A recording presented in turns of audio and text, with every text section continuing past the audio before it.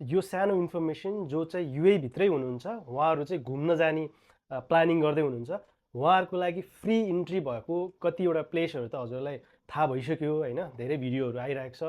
जुन चाहिँ यो फ्री इन्ट्री चाहिँ कसरी इम्प्लिमेन्ट हुन्छ र कसरी तपाईँले त्यसलाई इन्ट्री गर्न सक्नुहुन्छ भन्ने कुरा चाहिँ यो एकदम जरुरी इन्फर्मेसन हजुरहरूको लागि है। जस्तै तपाईँ मिराकल गार्डन जाँदै हुनुहुन्छ भने चाहिँ त्यसमा लाइन लागेर फ्रीमा इन्ट्री हुन सक्नुहुन्छ।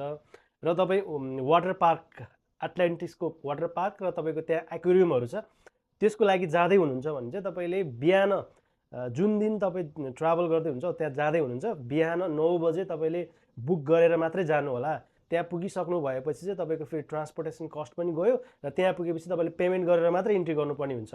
अनलाइन बुकिङ मात्रै तपाईँलाई एक्सेप्ट गर्नेछ र तपाईँले त्यो चाहिँ बिहान 9 बजेको टाइममा बुक गर्नुभयो भने मात्रै तपाईँलाई कम्फोर्टेबल भएर जान सक्नुहुन्छ।